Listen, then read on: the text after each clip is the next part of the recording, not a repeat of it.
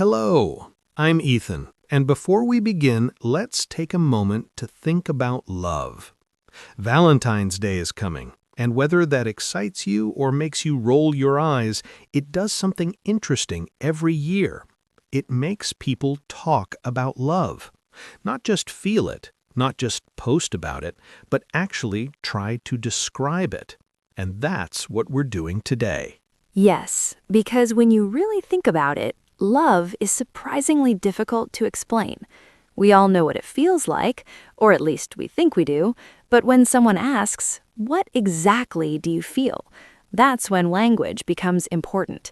And English gives us many options: soft ones, intense ones, playful ones, even painful ones.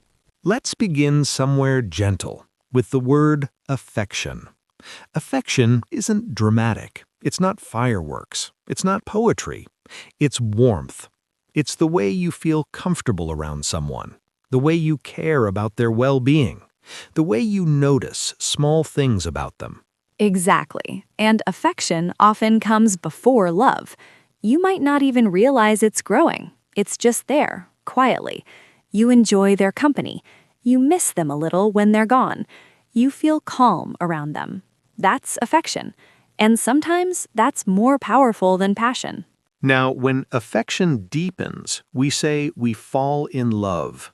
And notice that verb, fall. We don't say decide to love. We don't say choose to love. We fall, which suggests something emotional, instinctive, almost beyond logic. You might say, we started as friends, and over time, we fell in love. There's a sense of journey there. And falling in love usually feels gradual. But then there's another phrase, to fall for someone. That can feel quicker, more sudden. You meet someone, you weren't expecting anything, and suddenly you think, oh no, I've fallen for them. It has that tone of surprise, even vulnerability. Before love becomes serious, there's often something lighter, a crush. To have a crush on someone is to feel strong attraction, but it might not last. It's butterflies, it's nervous smiles, it's checking if they've seen your message.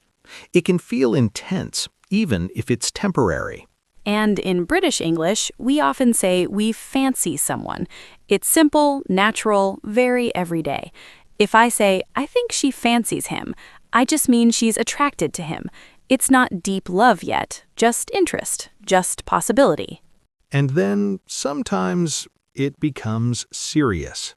That's when someone becomes your significant other. It sounds formal, yes, but it simply means the person who matters most romantically in your life, the one you choose, the one you commit to. And when emotions are strong, really strong, we use that lovely idiom, head over heels in love. It suggests total immersion. You're not cautious anymore. You're not analyzing. You're just in it. And around Valentine's Day, people often say, love is in the air. It's such a poetic phrase. It means something feels different, softer, more romantic, even if nothing has technically changed. But not every story continues. And English is honest about that too. If someone leaves in a painful way, we say they broke your heart. It's dramatic language, but heartbreak often feels dramatic. And when couples end things peacefully, they split up. It's simple, almost neutral, but the emotions behind it rarely are. After that, people talk about needing time to move on.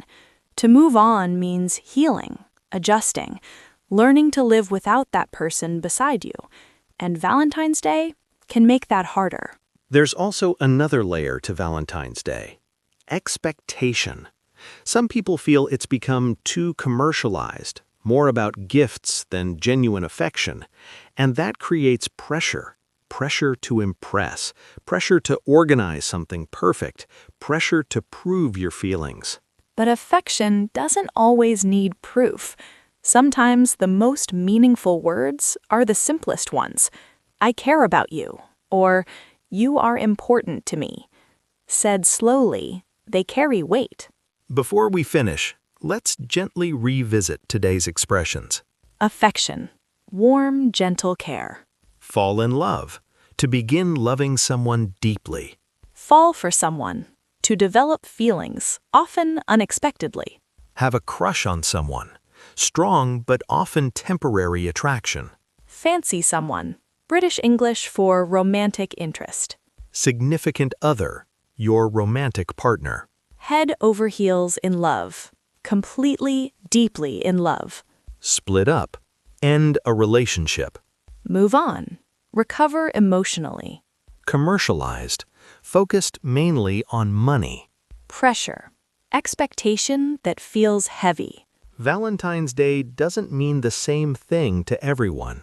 For some, it's a joyful celebration, an excuse to say things that are sometimes difficult to say out loud. For others, it's quieter, a moment for reflection, for remembering someone, or perhaps letting someone go. And for some, it's simply another ordinary day in February. Nothing dramatic, just a day. But whatever it represents for you, understanding how to talk about affection, how to describe falling in love, or even how to explain heartbreak, that's always valuable. Because language doesn't just describe emotion, it gives it shape, it gives it clarity, and sometimes it gives us the courage to say what we truly feel. So, here's something to think about this week. How do you usually express affection? Are you someone who says the words directly? I love you. I'm proud of you. I care about you. Or do you show it in quieter ways, through small actions, thoughtful gestures, or simply by being there when someone needs you? And is there a phrase in English that feels especially meaningful to you? Maybe something simple, like, I'm here for you, or you matter to me. Sometimes the simplest sentences carry the greatest weight. If a phrase comes to mind, don't just think about it. Use it. Thank you for spending these few minutes with us. We really appreciate you listening. Take care. And we'll see you next time. Goodbye.